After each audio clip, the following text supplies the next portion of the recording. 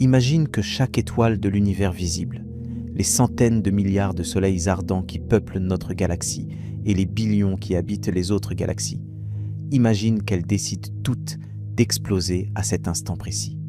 Une seconde, un battement de cils cosmique, et soudain, l'obscurité totale. L'univers transformé en un cimetière de cendres radioactives, sans un seul phare de lumière pour guider quiconque vers nulle part. Ce n'est pas de la science-fiction bon marché. C'est une question que les physiciens se sont posées avec le plus grand sérieux. Car les étoiles sont essentiellement des bombes thermonucléaires colossales. Des bombes qui devraient exploser. Des bombes qui, selon la logique la plus élémentaire de la physique nucléaire, auraient dû se désintégrer il y a bien longtemps. Et pourtant, elles sont là, brillantes, certaines depuis des milliards d'années. Pourquoi n'explosent-elles pas toutes en même temps ?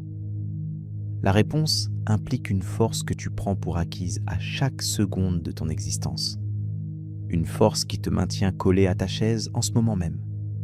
Une force si faible qu'un simple aimant de réfrigérateur peut la vaincre, mais si puissante qu'elle contrôle le destin de galaxies entières. La gravité. Cette nuit, tu vas découvrir 3 mystères qui transformeront ta compréhension du cosmos. Premièrement, l'équilibre impossible qui maintient les étoiles en vie pendant des éons. Un équilibre si délicat que la moindre perturbation pourrait signifier l'annihilation instantanée. Deuxièmement, les batailles titanesques qui se déroulent au cœur de chaque soleil. Des guerres invisibles où la gravité lutte contre des forces qui tentent de déchirer l'étoile de l'intérieur. Et troisièmement, le destin inévitable qui attend chaque étoile de l'univers, y compris notre propre soleil, un destin écrit dans les lois les plus fondamentales de la physique depuis la première microseconde après le Big Bang. Tu vas découvrir quelque chose qui t'empêchera de dormir. Quelque chose qui changera pour toujours la façon dont tu regardes le ciel nocturne. Car lorsque tu comprendras ce qui se passe réellement à l'intérieur des étoiles, lorsque tu saisiras le miracle gravitationnel qui permet l'existence de la lumière dans l'univers, tu ne verras plus jamais une nuit étoilée de la même manière. Si les mystères du cosmos te fascinent, abonne-toi. Le voyage commence maintenant. L'histoire qu'on nous a racontée sur les étoiles est trompeusement simple. On nous dit que ce sont des sphères de gaz chaud. On nous explique que des réactions nucléaires libérant de l'énergie se produisent dans leur sein. On nous assure qu'elles brillent parce qu'elles fusionnent l'hydrogène en hélium, comme de petits réacteurs à fusion suspendus dans le vide de l'espace. Tout cela est techniquement correct, mais c'est comme décrire un ouragan en disant que c'est du vent avec de la pluie. La version officielle omet le drame cosmique qui se produit chaque seconde à l'intérieur de chaque étoile. Elle omet la violence, elle omet le chaos contrôlé. Elle omet le fait que chaque étoile est un champ de bataille où 2 titans s'affrontent sans relâche. Pendant des décennies, les manuels scolaires ont présenté les étoiles comme des objets stables et prévisibles. Elles naissent dans des nuages de gaz, vivent en fusionnant des éléments, meurent quand leur combustible s'épuise. Un cycle propre, ordonné, presque ennuyeux. Cette narration commode a permis à des générations entières d'étudiants de mémoriser des données pour leurs examens sans jamais comprendre la réalité sous-jacente. La réalité est que chaque étoile devrait exploser au moment même de sa formation. La réalité est que l'existence continue de n'importe quelle étoile est un miracle statistique qui défie l'intuition. La réalité est que nous vivons éclairés par des bombes qui refusent de détonner. Et pendant longtemps, personne n'a su expliquer pourquoi. La physique du 19e siècle n'avait pas de réponse. Les scientifiques de cette époque savaient que le Soleil rayonnait une quantité monstrueuse d'énergie. Ils savaient qu'aucune réaction chimique connue ne pouvait produire autant de puissance pendant si longtemps. Lord Kelvin, l'un des physiciens les plus brillants de sa génération, calcula que si le Soleil était une sphère de charbon en combustion, il se serait consumé entièrement en quelques milliers d'années seulement. Mais les géologues avaient déjà démontré que la Terre avait des millions d'années. Et si la Terre était si ancienne, le Soleil devait l'être aussi. Il y avait un problème fondamental. Les mathématiques ne collèrent pas. L'énergie ne pouvait provenir d'aucune source connue. Le XXe siècle arriva, et avec lui, la physique nucléaire. Einstein révéla que la masse pouvait se convertir en énergie selon sa célèbre équation. Les physiciens réalisèrent que la fusion nucléaire pouvait expliquer la longévité stellaire, l'hydrogène se convertissant en hélium, libérant des quantités obscènes d'énergie dans le processus. Le mystère semblait résolu. Les étoiles étaient des réacteurs à fusion et point final. Affaire classée. Les livres furent mis à jour. Les étudiants mémorisèrent de nouvelles données. Et la question véritablement importante resta sans réponse. Car savoir que les étoiles fonctionnent par fusion nucléaire n'explique pas pourquoi elles n'explosent pas. Bien au contraire, cela rend le mystère encore plus profond. Pense à une bombe à hydrogène. C'est exactement le même processus physique qui se produit dans le noyau du Soleil. Fusion nucléaire, conversion de masse en énergie. La bombe la plus puissante jamais détonée par l'humanité, la Tsar Bomba soviétique, libéra 50 mégatonnes d'énergie en une fraction de seconde. Le Soleil libère cette même quantité d'énergie chaque fraction de seconde, constamment, sans arrêt, sans exploser. Si la fusion nucléaire est intrinsèquement explosive, si chaque fois que les humains ont réussi à l'initier, le résultat a été une détonation catastrophique, alors pourquoi le Soleil ne détonne-t-il pas ? Pourquoi aucune étoile ne détonne-t-elle instantanément lorsque la fusion commence dans son noyau ? Pourquoi y a-t-il des étoiles qui fusionnent l'hydrogène depuis 10 milliards d'années sans jamais perdre le contrôle une seule fois ? La réponse qu'on nous a donnée est la gravité. Et ceci aussi est techniquement correct. Mais c'est une réponse incomplète qui cache une vérité bien plus perturbante. La gravité, nous a-t-on expliqué, comprime l'étoile vers l'intérieur. La pression de radiation générée par la fusion pousse vers l'extérieur. Ces deux effets s'équilibrent. L'étoile reste stable. Équilibre hydrostatique l'ont-ils appelé. Un nom élégant pour un concept apparemment simple. Et l'affaire en resta là pendant des décennies. Gravité vers l'intérieur, radiation vers l'extérieur, équilibre parfait, étoile stable. Mais la réalité est bien plus sombre, car cet équilibre n'est pas statique. Ce n'est pas un balance fixe qui s'établit une fois et reste immuable. C'est une guerre perpétuelle, une bataille constante, où aucun camp ne peut se permettre le moindre répit. Et les combattants sont des forces d'une magnitude qui dépasse tout ce que l'esprit humain peut visualiser. L'équilibre hydrostatique d'une étoile est comme marcher sur une corde raide infiniment longue au-dessus d'un abîme infiniment profond, tandis que deux ouragans te poussent dans des directions opposées. Si l'un des deux vents diminue sa force ne serait-ce qu'un instant, tu tombes. Il n'y a pas de filet de sécurité. Il n'y a pas de seconde chance. Un déséquilibre et tout est fini. La gravité veut effondrer l'étoile. Elle veut comprimer tout ce gaz jusqu'à le convertir en un point infiniment dense. Si la gravité gagnait la bataille ne serait-ce qu'une microseconde, l'étoile commencerait à s'effondrer. Mais un effondrement gravitationnel n'est pas un processus doux. Quand la matière tombe vers le centre d'une étoile, elle chauffe, elle se comprime. Les réactions nucléaires s'accélèrent exponentiellement. Et soudain, tu as plus d'énergie qui essaie de s'échapper, pas moins. Le système surréagit.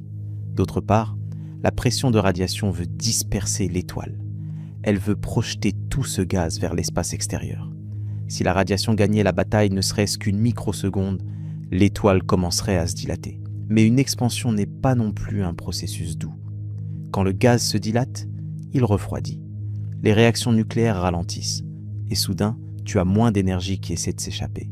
Le système surréagit à nouveau. Chaque étoile vit en oscillant perpétuellement entre ces deux extrêmes. Il n'y a jamais de véritable équilibre. Il y a une danse chaotique qui semble être un équilibre quand on l'observe de loin, mais qui, vu de près, révèle un système perpétuellement au bord de l'effondrement ou de l'explosion.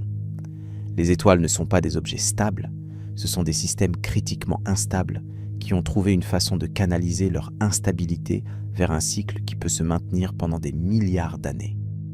Et c'est là que l'histoire officielle s'effondre complètement. Car si chaque étoile est perpétuellement au bord du désastre, alors la question n'est pas pourquoi certaines étoiles explosent. La question est pourquoi elles n'explosent pas toutes en même temps.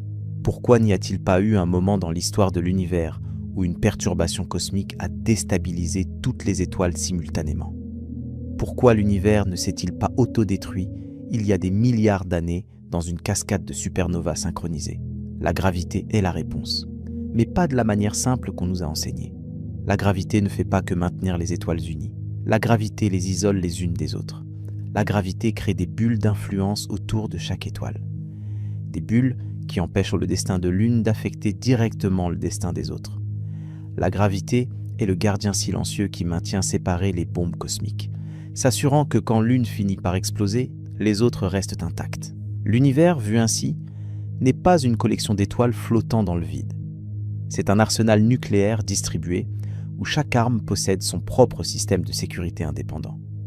Et ce système de sécurité est la gravité locale de chaque étoile. La gravité de notre Soleil n'a aucune relation significative avec la gravité de l'étoile la plus proche. Chaque étoile livre sa propre bataille interne. Chaque étoile est seule dans sa lutte pour exister. C'est la vérité que les manuels scolaires omettent. Les étoiles ne sont pas des objets passifs attendant de consumer leur combustible. Ce sont des gladiateurs piégés dans une arène où la seule option est de continuer à se battre ou mourir. Et chacune se bat seule. Le voyage ne fait que commencer. Car maintenant tu dois comprendre ce qui se passe réellement au cœur de ces batailles. Tu dois voir la guerre de l'intérieur. Le noyau d'une étoile est l'endroit le plus extrême qui existe dans l'univers ordinaire. Je dis ordinaire parce qu'il existe des endroits encore plus extrêmes. Les trous noirs, les étoiles à neutrons. Mais ce sont des cadavres stellaires, des restes de ce qui fut autrefois des étoiles vivantes. Le noyau d'une étoile active est différent. C'est un enfer contrôlé, un chaos avec un but, un endroit où les lois de la physique s'étirent jusqu'à leurs limites sans jamais se rompre tout à fait. Prenons notre Soleil comme exemple, car c'est l'étoile que nous connaissons le mieux. Son noyau a un diamètre approximatif de 300 000 km. Cela signifie que 25 planètes Terre, alignées l'une à côté de l'autre, pourraient traverser cette région centrale. Mais cette comparaison est trop trompeuse, car elle suggère que le noyau solaire est simplement grand. Il n'est pas seulement grand, il est dense, incroyablement dense. Chaque centimètre cube de matière dans le noyau du Soleil pèse approximativement 150 grammes. Cela ne semble pas impressionnant jusqu'à ce que tu te rappelles que nous parlons de gaz. Du gaz d'hydrogène et d'hélium. Dans des conditions normales, un centimètre cube d'hydrogène pèse une fraction infime d'1 gramme. Dans le noyau solaire, ce même gaz est comprimé jusqu'à atteindre des densités supérieures à celles du plomb solide. La température là-dessous atteint 15 millions de degrés Celsius. Ce nombre est si absurdement grand qu'il perd toute signification intuitive. Essayons de lui donner du contexte. La surface du Soleil, ce que nous voyons quand nous regardons vers le haut pendant la journée, a une température d'environ 5500 degrés Celsius. C'est déjà suffisant pour vaporiser n'importe quel matériau connu. Le tungstène, le métal avec le point de fusion le plus élevé, se transforme en gaz à 3400 degrés. À 5500 degrés, il n'existe aucun solide ni liquide possible, seulement du plasma ardent. Mais 5500 degrés, c'est la surface. Le noyau est presque 3000 fois plus chaud que cela. À 15 millions de degrés, les atomes cessent d'exister en tant qu'entité reconnaissable. Les électrons sont arrachés de leur noyau atomique par la pure violence thermique de l'environnement. Ce qui reste est une soupe de protons, de neutrons et d'électrons libres se déplaçant à des vitesses proches d'une fraction significative de la vitesse de la lumière. C'est dans cet enfer que se produit la fusion nucléaire. Le processus fondamental s'appelle la chaîne proton-proton. Deux protons, qui sont des noyaux d'hydrogène, entrent en collision entre eux avec une telle violence qu'ils surmontent leur répulsion électrique naturelle. Les protons ont une charge positive. Les charges positives se repoussent. Normalement, deux protons ne pourraient jamais s'approcher suffisamment pour se toucher, car leur répulsion électrique les maintiendrait séparés. Mais à 15 millions de degrés, les vitesses sont si extrêmes que certains protons réussissent à surmonter cette barrière de répulsion grâce à un phénomène quantique appelé effet tunnel. Ils traversent la barrière impossible, comme des fantômes traversant les murs. Quand deux protons finissent par fusionner, plusieurs choses se produisent simultanément. L'un des protons se convertit en neutron par une transformation appelée désintégration bêta-positive. Un positron est libéré, qui est l'antiparticule de l'électron, ainsi qu'un neutrino, une particule fantomatique qui interagit à peine avec la matière. Le résultat est un noyau de deutérium, qui est un isotope lourd de l'hydrogène composé d'un proton et d'un neutron. Ce processus est extraordinairement rare. Même dans les conditions infernales du noyau solaire, la probabilité que 2 protons fusionnent avec succès est infime. Un proton individuel au centre du Soleil peut passer 1 milliard d'années avant de trouver un autre proton avec qui fusionner. 1 milliard d'années d'attente pour un seul événement de fusion. Mais le Soleil contient une quantité si monstrueuse de protons que même avec des probabilités si basses, des millions de billions de fusions se produisent chaque seconde. La chaîne continue. Le deutérium capture un autre proton et se convertit en hélium 3. 2 noyaux d'hélium 3 fusionnent pour former de l'hélium 4, libérant 2 protons dans le processus. Le résultat net est que 4 protons se sont convertis en un noyau d'hélium. 2 positrons, 2 neutrinos et une quantité précise d'énergie. Cette énergie est exactement égale à la différence de masse entre les 4 protons originaux et l'hélium résultant, multipliée par la vitesse de la lumière au carré. C'est l'équation d'Einstein se manifestant dans la réalité. Chaque seconde, le Soleil convertit approximativement 600 millions de tonnes d'hydrogène en 596 millions de tonnes d'hélium. Les 4 millions de tonnes manquantes se sont converties en énergie pure. Énergie qui finira par s'échapper du Soleil sous forme de lumière et de chaleur. Énergie qui 8 minutes plus tard illuminera la Terre. Énergie qui rend possible ton existence. Mais ici, surgit le problème central. Toute cette énergie est générée dans le noyau. Et l'énergie veut s'échapper. L'énergie coule toujours des régions de haute concentration vers les régions de basse concentration. C'est une loi fondamentale de la thermodynamique. Le noyau est rempli d'énergie. L'espace extérieur est vide et froid. L'énergie devrait jaillir vers l'extérieur instantanément. Si cela se produisait, le résultat serait catastrophique. Toute l'énergie accumulée dans le noyau se libérant d'un coup. Une explosion thermonucléaire à l'échelle stellaire. Le Soleil converti en une bombe sphérique d'1 400 000 km de diamètre. La Terre vaporisée en quelques secondes. Mais cela ne se produit pas. Et c'est là que la gravité entre en scène d'une manière qui est rarement expliquée correctement. La gravité ne fait pas que maintenir l'étoile unie. La gravité crée les conditions qui ralentissent l'échappement de l'énergie jusqu'à le rendre gérable. Elle le fait par la stratification des densités. Imagine le Soleil comme un oignon avec des couches. Le noyau est la couche la plus interne et la plus dense. Mais entourant le noyau, il y a une région appelée zone radiative, où la densité diminue graduellement mais reste énormément élevée. Et entourant la zone radiative, il y a une région appelée zone convective, où la densité est moindre, mais les mouvements turbulents du plasma compliquent l'échappement de l'énergie. Finalement, il y a la photosphère, la surface visible, d'où l'énergie s'échappe finalement vers l'espace. Un photon généré dans le noyau du Soleil ne s'envole pas directement vers la surface. Il ne le peut pas. Il y a trop de matière sur le chemin. Le photon parcourt à peine une fraction de millimètre avant de heurter une particule et d'être absorbé. Cette particule réémet le photon dans une direction aléatoire. Le nouveau photon parcourt une autre fraction de millimètre, heurte, est absorbé, réémis, et ainsi de suite, des millions de fois. Ce processus s'appelle marche aléatoire ou random walk en terminologie technique. Le photon ne voyage pas en ligne droite vers la surface. Il zigzague chaotiquement, avançant et reculant, se déplaçant dans toutes les directions possibles. Le résultat est qu'un photon généré dans le noyau du Soleil met entre 100 000 et 200 000 ans pour atteindre la surface. 200 000 ans pour parcourir 700 000 km. Un escargot couvrirait cette distance plus rapidement s'il pouvait se déplacer en ligne droite. Cette lenteur est cruciale. Cette lenteur est ce qui sauve le Soleil d'exploser. L'énergie générée dans le noyau s'accumule momentanément. Oui, mais elle ne peut pas s'accumuler indéfiniment, car il y a toujours un flux constant qui s'échappe vers les couches extérieures. Le système atteint un équilibre dynamique. Le taux de génération d'énergie dans le noyau égale exactement le taux d'échappement d'énergie vers la surface. Il n'y a pas d'accumulation nette. Il n'y a pas de pression croissante qui finirait par faire éclater l'étoile. Et la gravité reste responsable de cette dynamique car la gravité détermine la densité de chaque couche. Si la gravité était plus faible, l'étoile serait moins dense, les photons s'échapperaient plus vite. L'énergie se libérerait avec trop de rapidité. L'étoile se dilaterait violemment.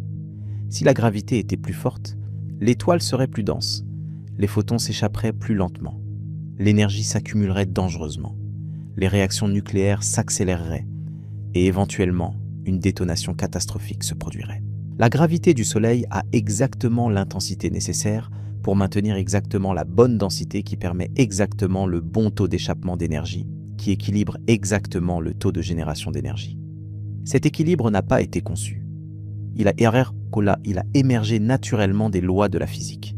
Les étoiles qui ne remplissaient pas ces conditions n'ont tout simplement pas survécu. Celles que nous voyons aujourd'hui dans le ciel sont les gagnantes d'une loterie cosmique qui s'est déroulée il y a des milliards d'années. Mais il y a quelque chose de plus profond encore. Quelque chose qui connecte la physique nucléaire à la gravitation de manière qui révèle pourquoi les étoiles ne peuvent pas exploser toutes en même temps.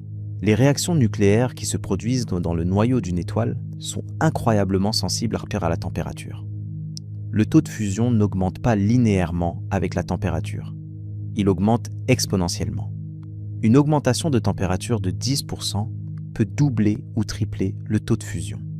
Cela crée un mécanisme de rétroaction extraordinairement puissant. Supposons que pour une raison quelconque, le taux de fusion dans le noyau augmente légèrement. Plus de fusion signifie plus d'énergie libérée. Plus d'énergie signifie plus de pression vers l'extérieur. Plus de pression vers l'extérieur signifie que le noyau se dilate légèrement. Mais une dilatation refroidit le gaz, et un gaz plus froid a un taux de fusion moindre.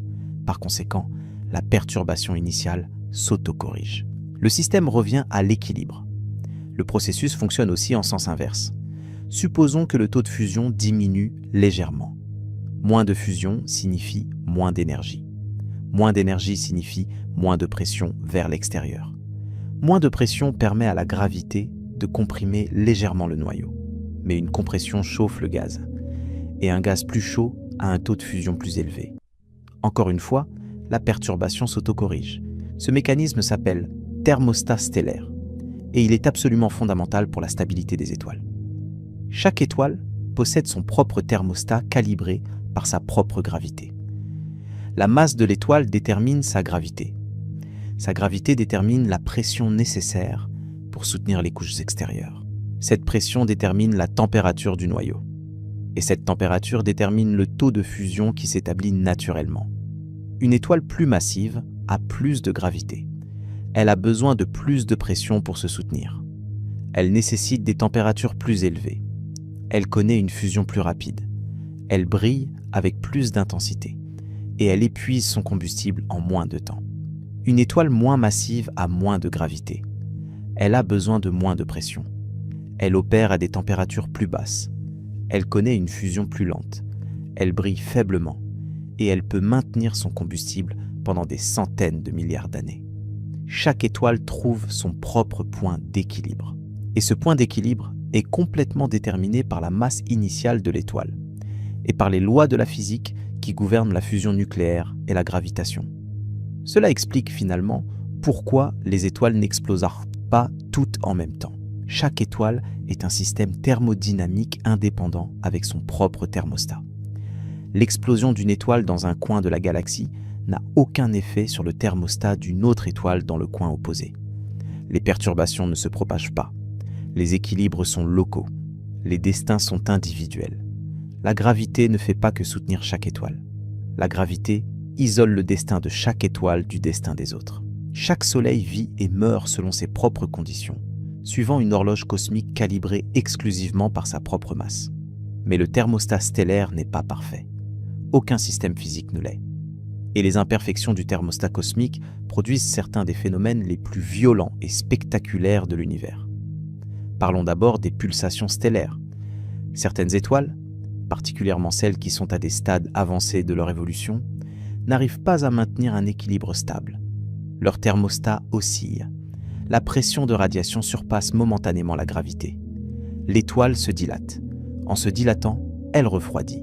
La fusion diminue. La pression chute. La gravité prend l'avantage. l'étoile se contracte. En se contractant, elle chauffe. La fusion augmente, la pression monte et le cycle se répète. Les étoiles céphéides sont l'exemple le plus célèbre de ce phénomène. Ces géantes jaunes pulsent avec des périodes extrêmement régulières qui vont de quelques jours à plusieurs semaines. Durant chaque cycle, leur luminosité peut varier jusqu'à un facteur de 2. Elles se dilatent et se contractent rythmiquement, comme des cœurs cosmiques battant dans l'obscurité de l'espace. Les céphéides furent cruciales pour l'histoire de l'astronomie.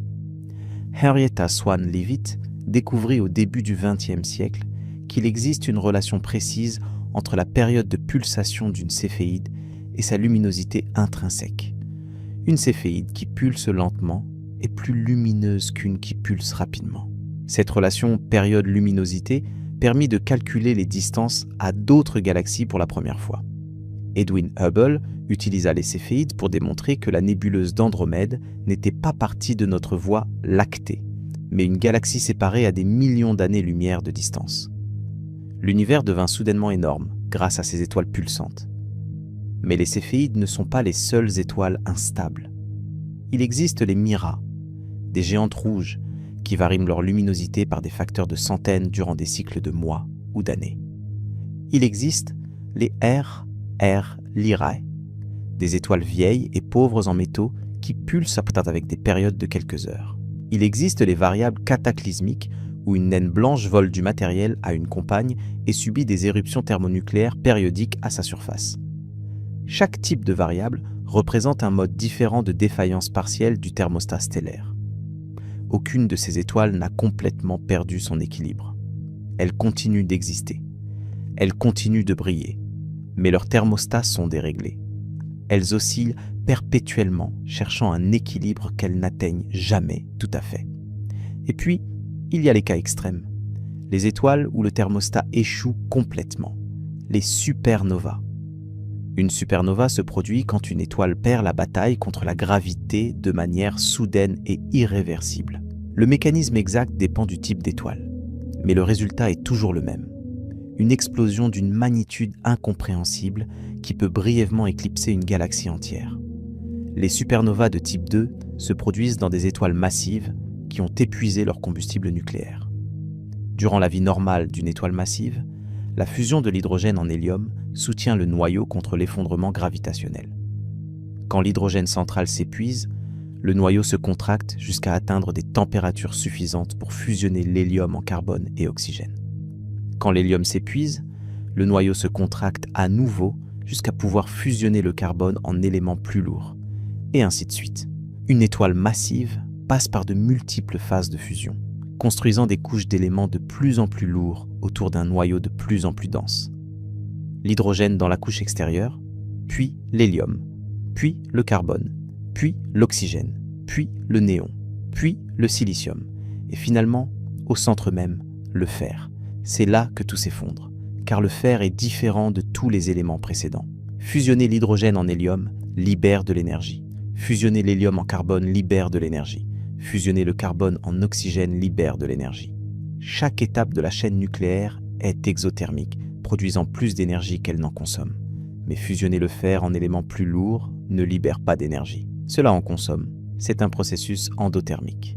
Une étoile qui a accumulé un noyau de fer se trouve dans une impasse thermonucléaire. Elle ne peut pas fusionner le fer pour générer de l'énergie.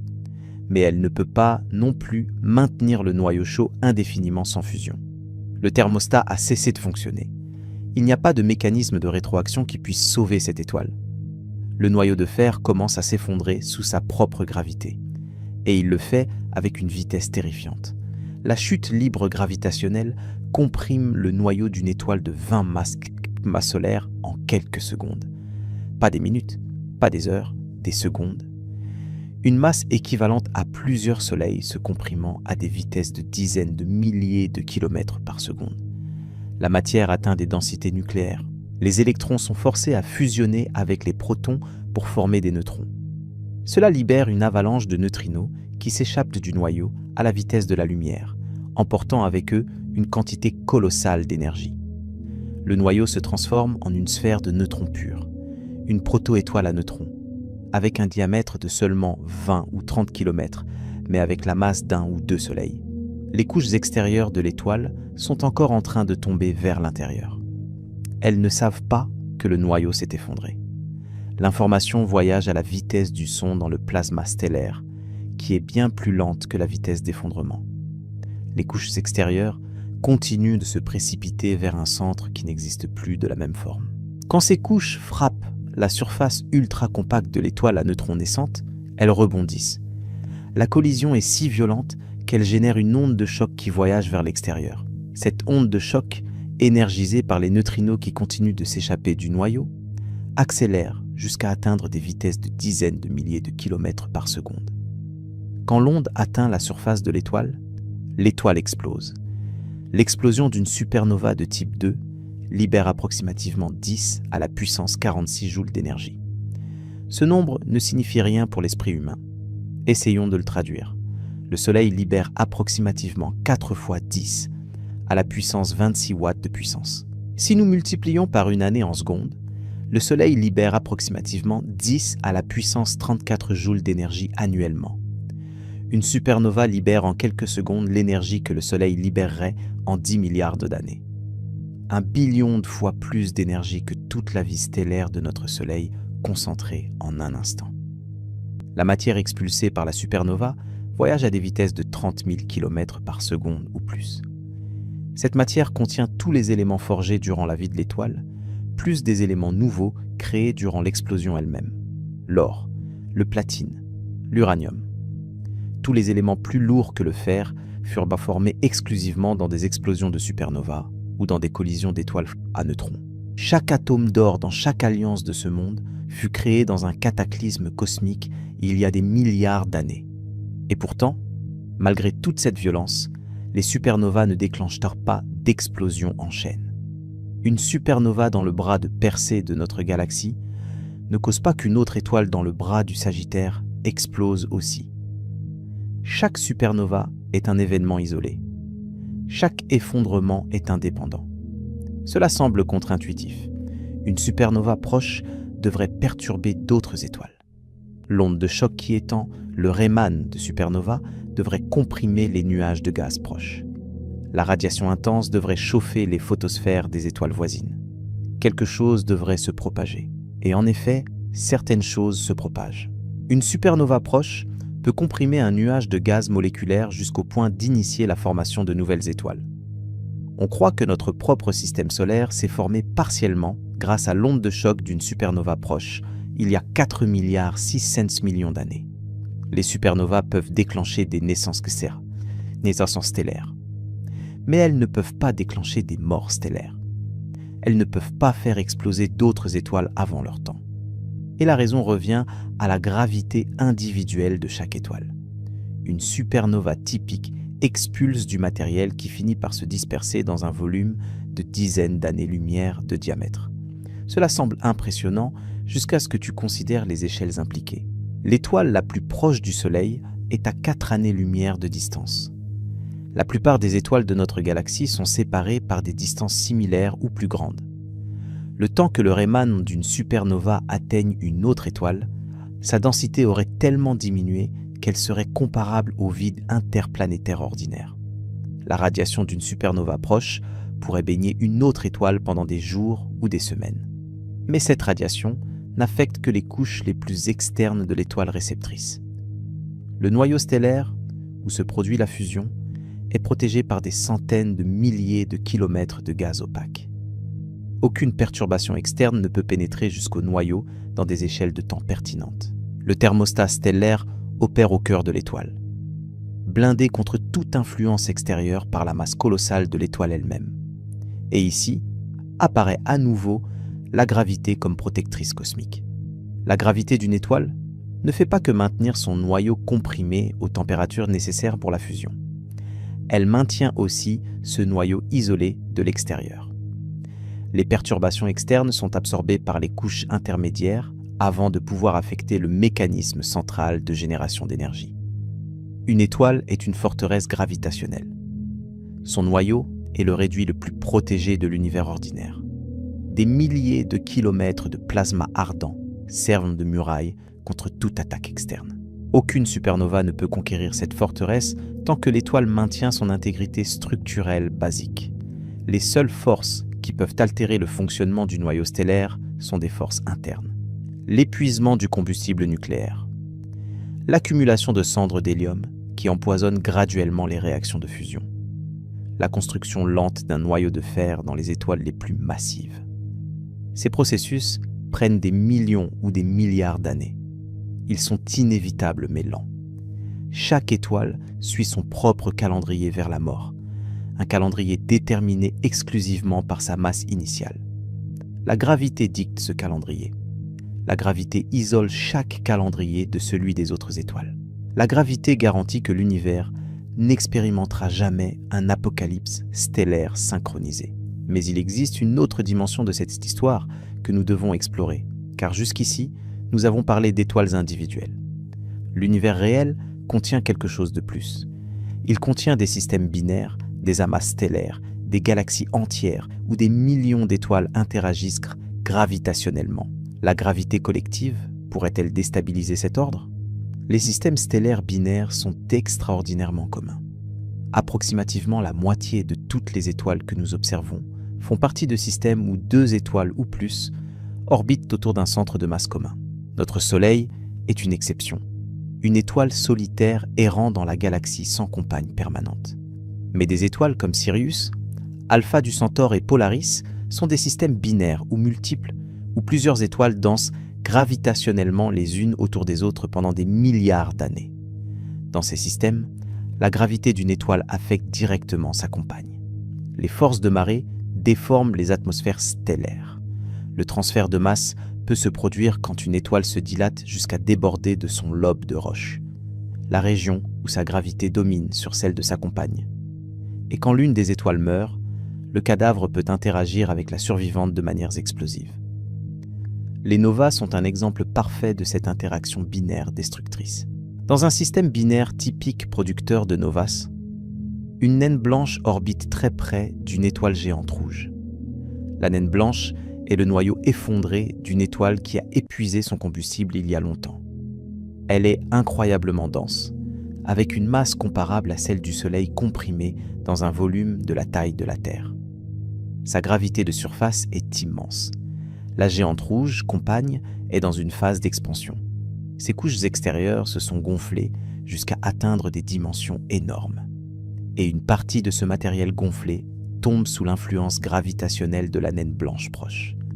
Un flux constant d'hydrogène riche en gaz coule de la géante vers la naine, s'accumulant à la surface de cette dernière. La surface d'une naine blanche est un endroit extrême. La gravité comprime l'hydrogène accumulé jusqu'à des densités très élevées. La température augmente graduellement. Éventuellement, les conditions deviennent appropriées pour une fusion nucléaire incontrôlée. Mais contrairement au noyau d'une étoile normale, ici, il n'y a pas de thermostat. Il n'y a pas de mécanisme de rétroaction qui régule la réaction. L'hydrogène accumulé explose dans une déflagration thermonucléaire qui balaie la surface de la naine blanche. L'explosion d'une nova peut augmenter la luminosité du système par des facteurs de dizaines de milliers pendant des jours ou des semaines. Puis, la naine blanche revient au calme. Le transfert de masse continue. L'hydrogène s'accumule à nouveau. Et des décennies ou des siècles plus tard, une autre nova explose. Le cycle peut se répéter des centaines de fois pendant la vie du système binaire. Mais les novas ne détruisent pas la naine blanche. Elles ne brûlent que le matériel accumulé à sa surface. Le noyau de carbone et d'oxygène reste intact. La compagne géante rouge ne souffre pas non plus de dommages significatifs. Elle perd de la masse graduellement, mais cette perte se serait produite de toute façon à travers des vents stellaires ordinaires. Les novas sont spectaculaires, mais pas catastrophiques. Les supernovas de type 1A sont une histoire différente. Elles se produisent dans des systèmes binaires similaires, mais avec une différence critique. La naine blanche n'explose pas le matériel à sa surface périodiquement. Au lieu de cela, elle retient l'hydrogène accumulé et le fusionne graduellement en hélium, et l'hélium en carbone et oxygène, ajoutant cette masse à son noyau. Les naines blanches ont une limite de masse maximale, appelée limite de Chandrasekhar, approximativement 1,4 masses solaires. Au-dessus de cette limite, la pression de dégénérescence électronique qui soutient la naine blanche contre l'effondrement gravitationnel cesse d'être suffisante. La naine blanche dans un système binaire actif gagne de la masse graduellement jusqu'à s'approcher de cette limite critique. Quand la masse de la naine blanche s'approche de la limite de Chandrasekhar, quelque chose d'extraordinaire se produit dans son noyau. La densité augmente, la température augmente. Et soudain, les conditions deviennent appropriées pour la fusion du carbone. Mais le carbone dans le noyau d'une naine blanche ne peut pas fusionner de manière contrôlée. Il n'y a pas de thermostat. Le matériel est soutenu par une pression de dégénérescence, qui ne répond pas au changement de température, comme le fait le gaz ordinaire. La fusion du carbone s'initie en quelques points du noyau et se propage vers l'extérieur comme une flamme thermonucléaire. La température augmente explosivement. La vitesse de fusion augmente exponentiellement avec la température. Plus de fusion signifie plus de température signifie plus de fusion. Il n'y a pas de frein, il n'y a pas de contrôle. En quelques secondes, tout le carbone et l'oxygène de la naine blanche, approximativement une masse solaire de matériel, fusionnent violemment. L'énergie libérée est suffisante pour désintégrer complètement la naine blanche. Il ne reste pas d'étoile à neutrons. Il ne reste pas de trou noir. Il ne reste rien excepté un nuage de débris s'étendant à des vitesses de 20 000 km par seconde et rayonnant la lumière de milliards de soleils. Les supernovas de type 1A sont des événements de destruction totale. La naine blanche s'annihile elle-même. Et souvent, sa compagne souffrira pas, aussi de dommages catastrophiques. L'onde de choc de l'explosion peut arracher des couches entières de l'atmosphère de la géante rouge. La radiation intense peut ioniser et échauffer ce qui reste. Dans certains cas, la compagne est lancée vers l'extérieur à des vitesses de centaines de kilomètres par seconde, devenant une étoile hyper véloce qui s'échappera de la galaxie. Mais même ici, l'explosion ne se propage pas plus loin. Une supernova de type 1A dans un système binaire ne peut pas causer une autre supernova de type 1A dans un système binaire voisin. Les distances entre les systèmes stellaires sont trop grandes. Les perturbations se diluent dans le vide. Chaque système binaire est un univers en miniature, où la mort d'une étoile affecte sa compagne immédiate mais personne d'autre. Les amas globulaires représentent des environnements stellaires beaucoup plus denses. Ces collections sphériques de centaines de milliers d'étoiles anciennes orbitent les halos des galaxies. Les étoiles dans les noyaux des amas globulaires sont séparées par des distances 100 fois moindres que les étoiles dans le voisinage solaire. Les interactions gravitationnelles sont fréquentes. Les rencontres rapprochées se produisent régulièrement. On pourrait s'attendre à ce que les amas globulaires soient des endroits où les explosions stellaires se propagent. Un environnement si dense, avec tant d'étoiles si proches les unes des autres, semblerait le candidat parfait pour une réaction en chaîne de supernova. Une étoile explose, perturbe ses voisines, certaines d'entre elles explosent aussi, et ainsi de suite, jusqu'à ce que l'amas entier se désintègre dans un enfer de radiation et de débris. Mais cela ne se produit pas. Cela ne s'est jamais produit. Aucun amas globulaire n'a été observé subissant une cascade de supernovas. Et la raison est double. Premièrement, les étoiles dans les amas globulaires sont vieilles. Elles ont 10 milliards d'années ou plus. Toutes les étoiles massives qui auraient pu produire des supernovas de type 2 ont déjà explosé il y a des éons. Ce qui reste, ce sont des étoiles de faible masse qui évoluent lentement. Des naines rouges et des naines oranges qui vivront des centaines de milliards d'années avant d'épuiser leur combustible. Deuxièmement, même si une supernova se produisait dans un amas globulaire, les distances restent énormes en termes humains, bien que petites en termes cosmiques. Les étoiles dans le noyau d'un amas typique sont séparées par des fractions d'années-lumière. Une supernova à cette distance baignerait les étoiles voisines de radiation intense, mais ne pénétrerait pas jusqu'à leur noyau. Le thermostat stellaire de chaque étoile continuerait de fonctionner indépendamment. Les galaxies sont le niveau suivant d'organisation. 100 milliards d'étoiles ou plus dans chacune, organisées en disques spiraux ou en ellipsoïdes amorphes, tournant lentement autour de centres galactiques où guettent des trous noirs supermassifs. À cette échelle, les supernovas sont des événements fréquents.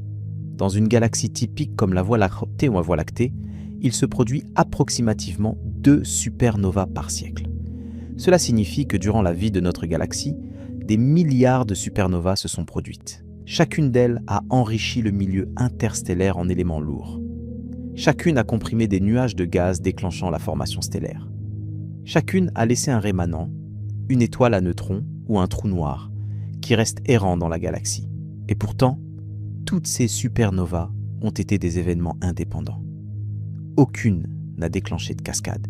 Aucune n'a provoqué la destruction synchronisée de multiples étoiles.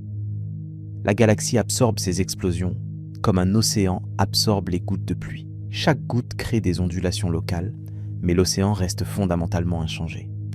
La gravité à l'échelle galactique organise les étoiles en structures cohérentes. Les bras spiraux, les amas ouverts, le halo stellaire, tous sont des produits de l'interaction gravitationnelle collective de milliards de corps. Mais cette gravité galactique est douce et diffuse. Elle agit sur des échelles de dizaines de milliers d'années-lumière.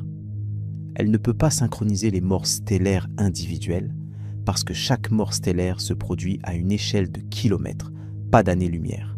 Le paradoxe est profond. La gravité qui maintient la galaxie unie est la même force fondamentale qui maintient chaque étoile individuelle unie. Mais elle opère dans des régimes si différents, avec des intensités si distinctes, que les deux niveaux sont effectivement découplés. Ce qui se passe à l'intérieur d'une étoile n'affecte pas la galaxie. Ce qui se passe dans la galaxie n'affecte pas ce qui se passe à l'intérieur d'une étoile. Ce découplage des échelles est la raison ultime pour laquelle l'univers peut contenir des billions d'étoiles sans exploser simultanément. Chaque étoile est une île gravitationnelle. Chaque île suit ses propres règles. Les îles peuvent interagir doucement par des forces de marée et de la radiation, mais elles ne peuvent pas pénétrer les murs gravitationnels qui protègent les noyaux stellaires.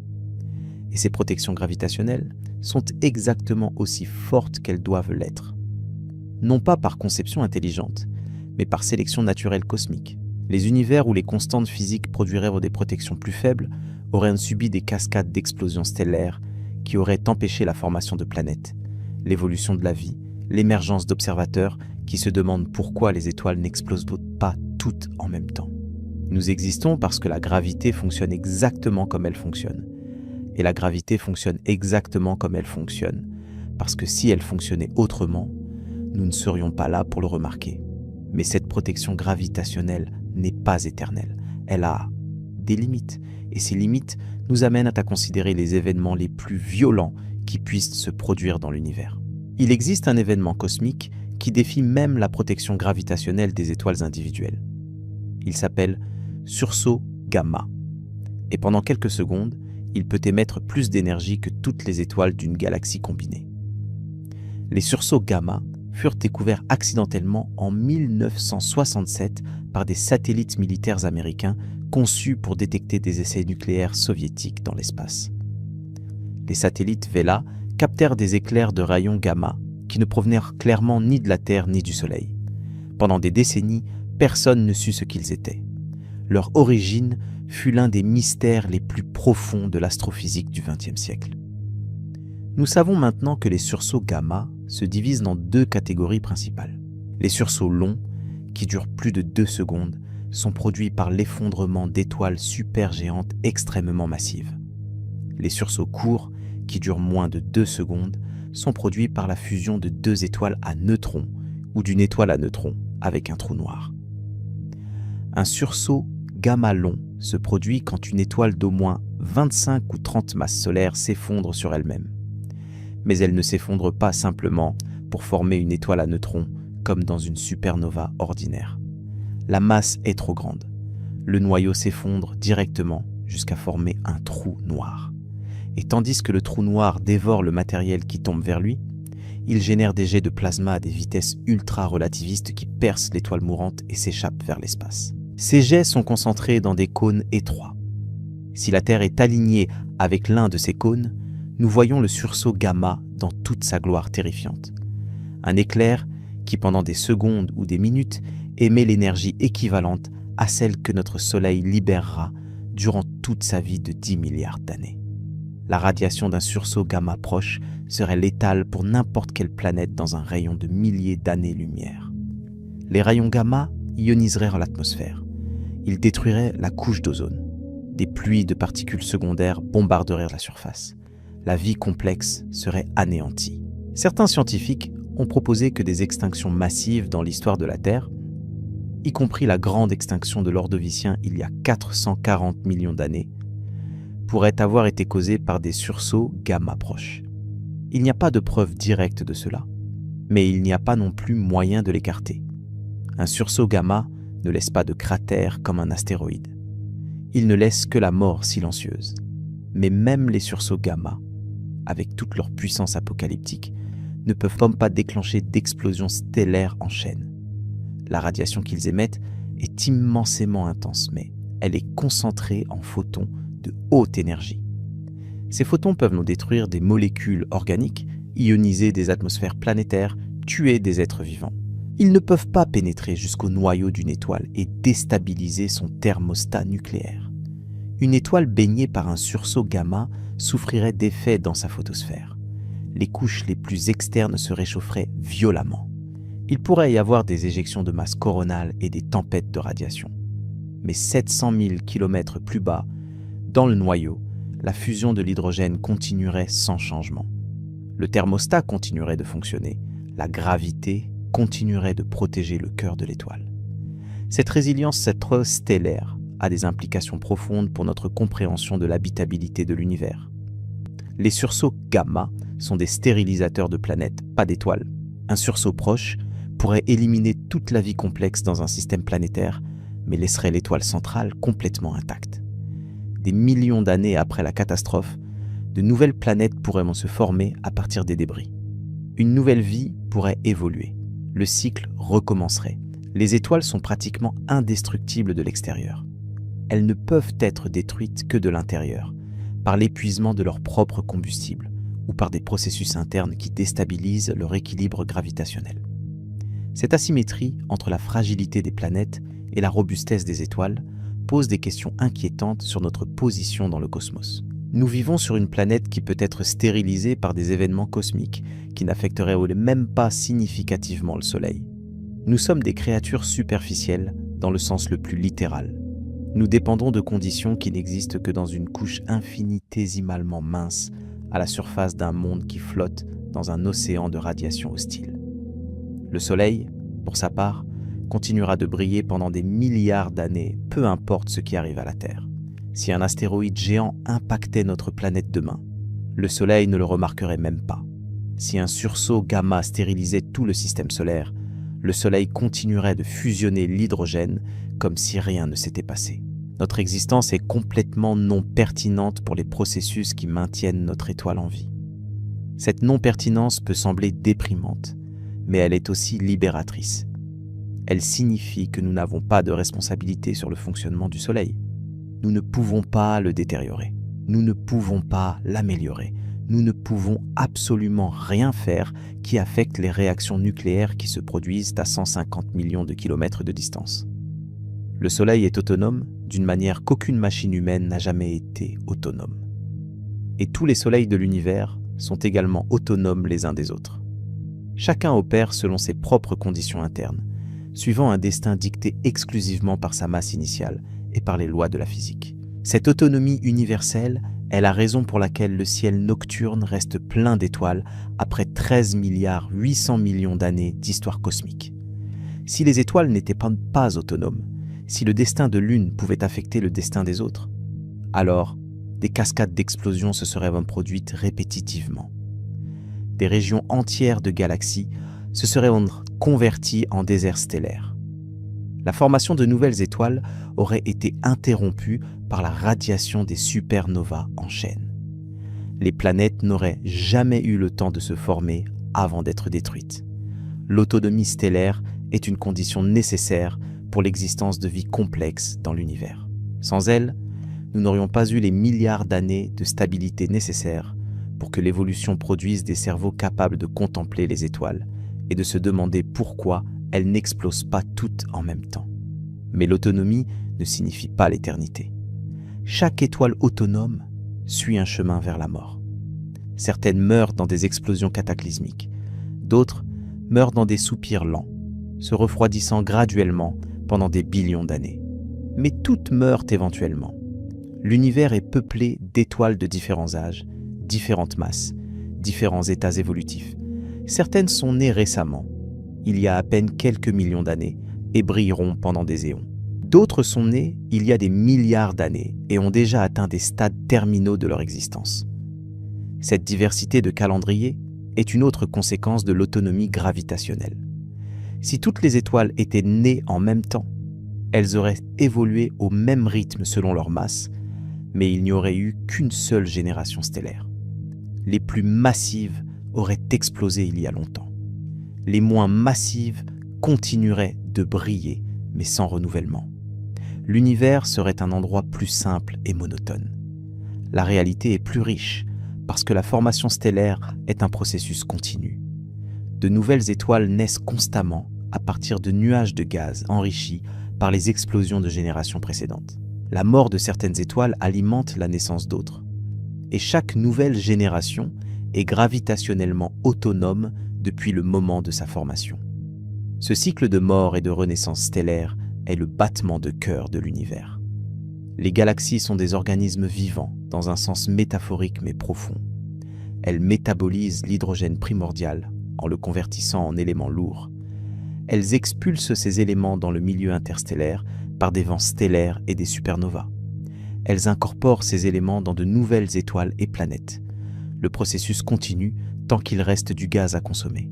Mais le gaz n'est pas infini. Les galaxies finissent par épuiser leurs réserves. La formation stellaire diminue graduellement. Les étoiles existantes meurent une à une, chacune selon son propre calendrier autonome. Et éventuellement, dans un futur si lointain qu'il défie toute compréhension, les dernières étoiles s'éteindront. Ce futur lointain est le sujet que nous devons confronter maintenant. Car la question de pourquoi les étoiles n'explosent pas toutes en même temps a un corollaire perturbant. Si les étoiles n'explosent pas toutes en même temps, alors elles s'éteindront toutes éventuellement, une par une, laissant un univers complètement obscur. Et cet univers obscur n'est pas de la science-fiction, c'est le destin inévitable dicté par les lois de la thermodynamique. La gravité qui aujourd'hui maintient les étoiles en vie présidera un jour à leur extinction finale. L'humanité existe dans un moment spécial de l'histoire cosmique, un moment où il y a encore des étoiles qui brillent, où il y a encore de la lumière et de la chaleur, où la complexité et la vie sont encore possibles. Ce moment était extraordinairement bref comparé à l'obscurité éternelle qui finira par régner. Nous sommes témoins d'un âge d'or cosmique qui ne durera pas éternellement. Les étoiles que nous contemplons cette nuit ne sont pas éternelles. Ce sont des flammes temporaires dans un univers qui tend vers le froid et l'obscurité. Et la gravité, qui aujourd'hui les maintient allumées, est la même force qui un jour les éteindra définitivement quand elles épuiseront le combustible que leur propre compression gravitationnelle les a obligées à fusionner. Cette perspective existentielle est peut-être le mystère le plus profond qui émerge de notre question initiale. Ce n'est pas seulement de la physique, c'est de la philosophie. C'est la confrontation d'êtres temporels avec un cosmos qui opère sur des échelles de temps incompréhensibles. Nous avons voyagé depuis le cœur des étoiles jusqu'aux confins du temps. Nous avons vu la guerre perpétuelle entre la gravité et la radiation qui maintient les soleils en vie. Nous avons contemplé les forteresses gravitationnelles qui protègent chaque noyau stellaire des perturbations externes. Nous avons confronté la violence des supernovas et des sursauts gamma. Et nous avons entrevu le destin final, qui attend toute lumière dans l'univers. La question originale était simple. Pourquoi la gravité empêche-t-elle les étoiles d'exploser toutes en même temps ? Mais la réponse nous a emmenés vers des territoires qui vont bien au-delà de la mécanique céleste. La gravité n'est pas seulement une force qui attire les masses entre elles, c'est l'architecte du cosmos. C'est la force qui effondre les nuages de gaz pour former des étoiles. C'est la force qui comprime les noyaux stellaires jusqu'à atteindre des températures de fusion. C'est la force qui régule le taux d'échappement de l'énergie depuis ces noyaux. C'est la force qui crée le thermostat qui maintient chaque étoile stable pendant des milliards d'années. Mais la gravité est aussi l'isolant du cosmos. Chaque étoile est piégée dans son propre puits gravitationnel. Les perturbations externes ne peuvent pas atteindre le noyau parce qu'elles doivent traverser des centaines de milliers de kilomètres de matière contrôlée gravitationnellement. Le destin de chaque étoile est scellé depuis sa naissance par sa masse initiale. et aucun événement externe ne peut altérer significativement ce destin.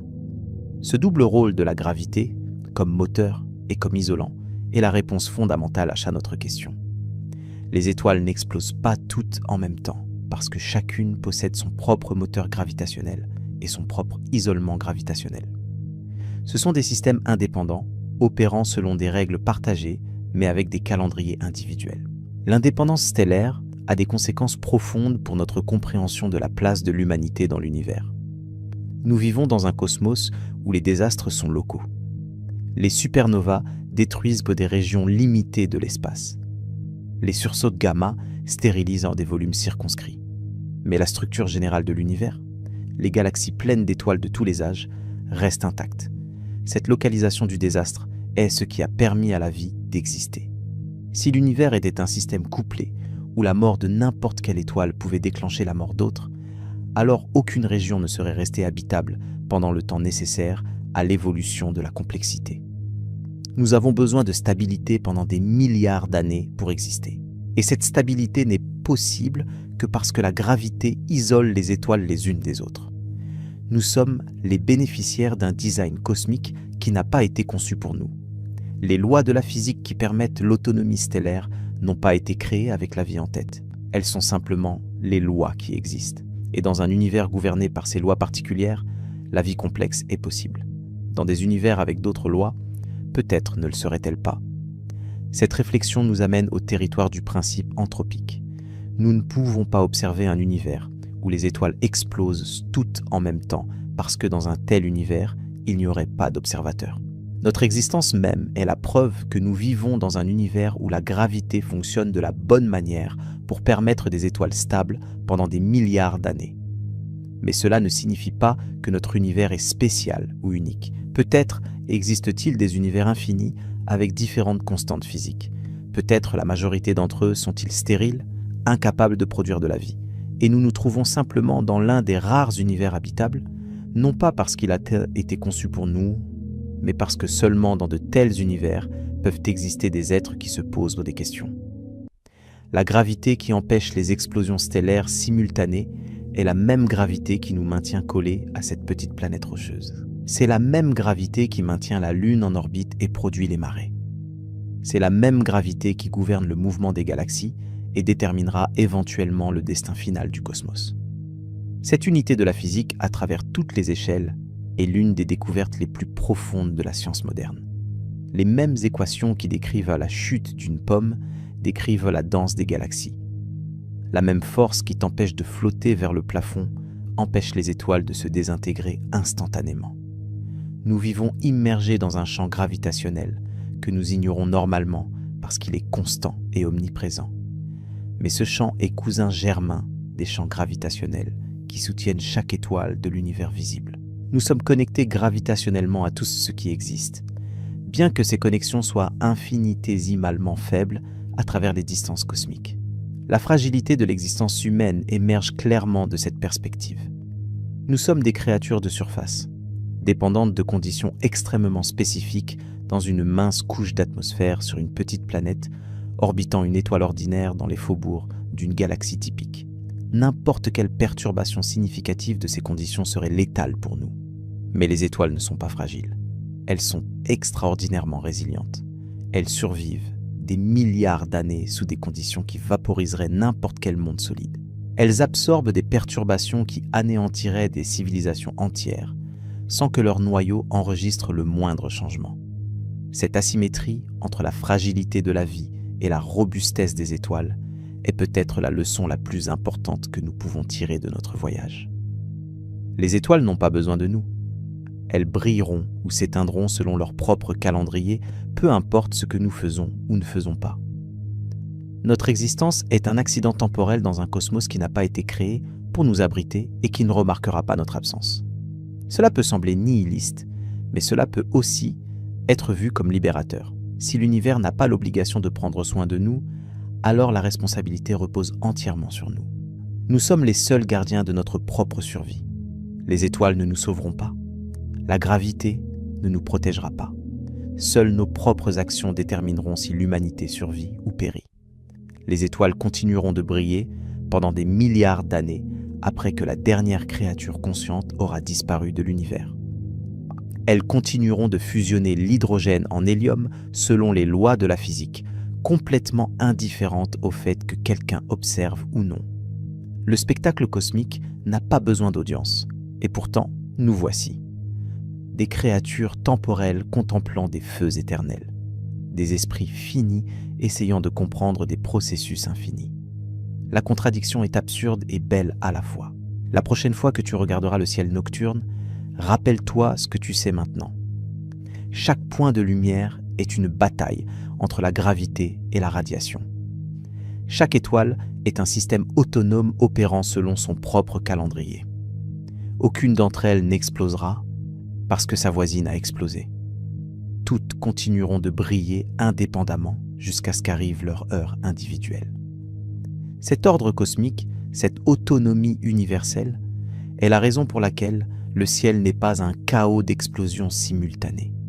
C'est la raison pour laquelle existe la stabilité nécessaire pour que la vie s'épanouisse. C'est la raison pour laquelle nous pouvons nous asseoir tranquillement sous les étoiles et nous interroger sur leur nature sans craindre que l'univers se désintègre sous nos yeux. La gravité est le gardien silencieux du cosmos. Elle opère sans bruit, sans lumière, sans aucun signal détectable excepté ses effets sur la matière. Nous ne pouvons pas la voir, nous ne pouvons pas l'entendre, mais elle est là, toujours, maintenant chaque étoile à sa place, protégeant chaque noyau stellaire des perturbations externes, dictant le calendrier de naissance, de vie et de mort de chaque soleil qui a jamais existé ou existera. Dans le silence de la nuit, quand nous contemplons les étoiles, nous observons la gravité en action. Nous voyons le résultat d'une guerre perpétuelle qui se livre à des millions de degrés de température dans des endroits que nous ne pourrons jamais visiter. Nous sommes témoins du miracle de l'existence continue, du fait improbable mais réel que les bombes cosmiques refusent d'exploser simultanément. La gravité l'empêche, la gravité l'a toujours empêché, et la gravité continuera de l'empêcher jusqu'à ce que les dernières étoiles s'éteignent et que l'univers entre dans sa nuit finale. Jusque-là, les étoiles brilleront, chacune à sa manière, chacune selon son temps, chacune seule dans sa lutte contre l'effondrement et la dispersion. Et nous, créatures éphémères sur une planète insignifiante, avons le privilège d'observer ce spectacle durant le bref instant de notre existence. C'est suffisant, c'est plus que suffisant, c'est tout ce que nous pourrions demander. Le ciel est plein de questions qui n'ont pas de réponse facile, mais cette nuit, nous en avons répondu une. Et peut-être est-ce le plus proche que nous puissions être de comprendre le cosmos. Une question à la fois, un mystère à la fois, une nuit à la fois sous les étoiles qui refusent d'exploser toutes en même temps. Ferme les yeux maintenant.